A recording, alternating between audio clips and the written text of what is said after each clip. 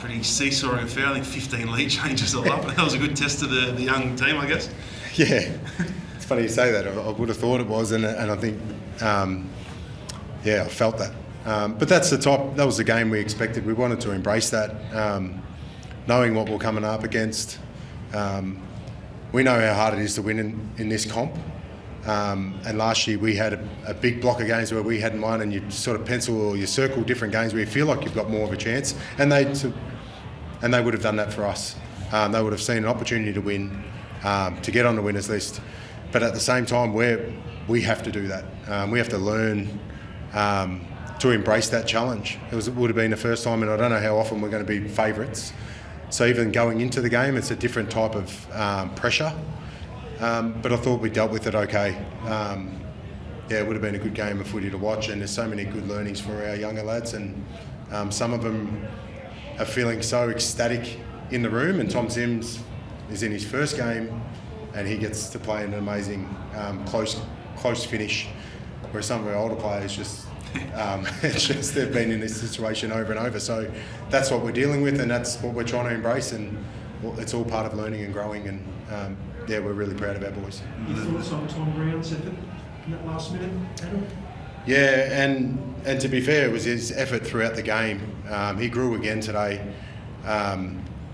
And even dealing with that, Jaden Short went out of the game 10 minutes before the game, and a laid out with a young list can create a bit of anxiety, and for Kane McAuliffe to get told 10 minutes before the game that he's playing straight on ball, and then obviously James Trezise to come into the game, and a couple of things to shift around. Sam Banks go back, planning and preparing to play a certain role, and then getting told you're playing a different role 10 minutes before the game, I think is something that's going to hold us in good stead. And then Brownie's game across the board was terrific. Our halfbacks really stood up. Banksy had 28 possessions. Brownie looked really potent, and he's done that. The way he finished the game with the reading of the game and understanding and how smart he is he gets to play alongside Nick Vlauston every week, and I see a young Nick Vlauston growing.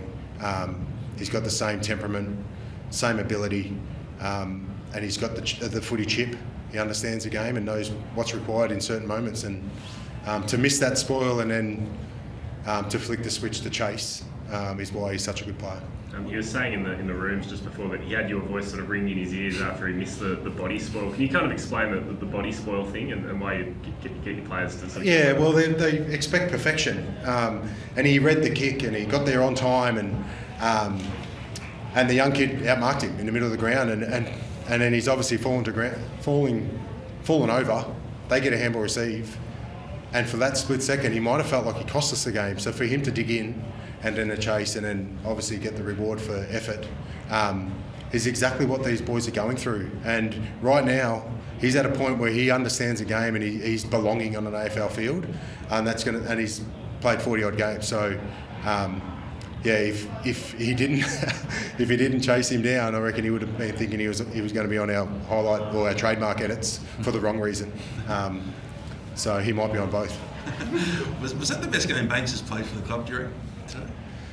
Oh yeah, I think stats-wise, when you look at it, he's got a lot of the ball, but he's constantly learning and trying to get better. It's a patch in the third quarter where he knows that his cough-ups and a couple of things he did with the ball cost us scores. But at the same time, you've got to win the ball, so we'll go through that. And it's similar to our team. There's going to be, and there was fluctuation in the game. In the second and third quarter, we got smashed in territory, got smashed at clearance. 4 goals from centre bounce in a half was not good enough. And Banksy went through the same thing. It would have been parts of the game, I think in the third he had 14 possessions. So there's going to be some ebbs and flows in his form, as it will with our team, and we copped all of that today, and we just wrapped that we were on the winners list. You mentioned that through the middle of the game, they were really looking on top through the middle. What got you over the line? What was the difference from your perspective? Yeah, well, I think our contest and our defence, I think by the end we win inside 50s and time in half. But yeah, the centre clearances, we go down 16-9 in centre clearances, so they get territory from that, and it's hard to get your ball out of your back end in the best of times. So I think we smashed them at contested possession. Our fight and our grit, our chase, our defence I thought we took away what they wanted to do from their back end to play really quick and straight. And so by the end of the game, they've kicked 7-7 from clearance. So they'd be looking at that going, it's something they've been probably working on. And we've allowed it. They end up almost winning the game a different way as well. So, we're always going to review the game honestly, understand that the first quarter and the last quarter were really strong footy, and the second part, or the second and third, weren't good enough. And we'll review that and just try to get better. You've spoken at length about your younger players, but in that last quarter, Curtis with the goal at the end of the third, lost him. You know, the real old campaigners. Yeah. Thoughts on their leadership. Yeah, Vlossen. Nathan Broad was outstanding today. Lynchy gives us a focal point. Yeah. He would be shattered that he missed that goal late, but what he did for us for the whole game straightens us up, creates a contest. We're outnumbered in most of those aerial. And then Tom Sims and Jonty Fall play bigger around him. Jonty Fall looked like he took a big step today. He looked like a quality key position player on an AFL field, which is terrific. So, and that's credit to Lynchy. So Tim Taranto tours away again. He's in great form. Our boys are working hard in there around him. So our leaders stood up. I love seeing the growth of our younger players, but the form of our leaders over the last month have been the reason why we're being competitive. Felt like the first time for a while Richmond had 3 true key forwards in the same lineup. Obviously Tom Sims was providing ruck support too, but how did you see the combination of those 3 big boys, and is there something you're going to progress with throughout the year?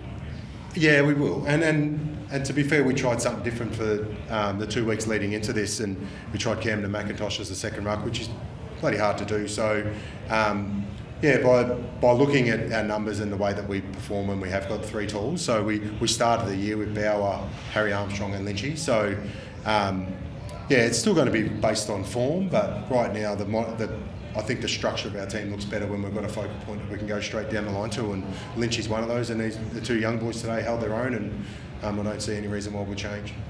Nathan Broad dislocated his finger in that third term. Obviously, he played the rest of the game, so is that something you're going to keep an eye on, or is he feeling okay? Yeah, so he was worried it could have been a compound fracture, but it wasn't. So he just dislocated his finger, and I think if you've ever done it before, it can look horrendous. His finger was pointing the wrong way, but went and popped it back in. And as I said, his last quarter was terrific. And not only his last quarter, his whole game. He's such a leader for us down there, and our young boys are playing some good footy around him, which is nice. A lot of people tip Richmond to be winless this year. You've now got 3 wins from your first 9. I mean, you clearly exceeded the vast majority of the football public's expectations already. Is it a source of satisfaction for you on this? Obviously, you're still on this journey of learning and developing as well, but just in this moment of time, is it satisfying that you're at this point? Oh, it's obviously satisfying. You want your players to not only belong on AFL field, but learn to win. Like today, the last 8 minutes was tight, so there was some ebbs and flows and structure changes, and so close game scenarios like that are terrific to go through, obviously when you win them. But yeah, we're not looking at win-loss for the season, we're looking at growth. And if that gets us to 5, 6, 7 wins, well, that's great. But if it doesn't, we still want to be able to grow even in our losses. So, as I said, today there were some positives, but still some honest conversations that need to be had during that second and third quarter, and we just need to get better. And that's what we're striving for. Thanks, guys. Cool. Thanks.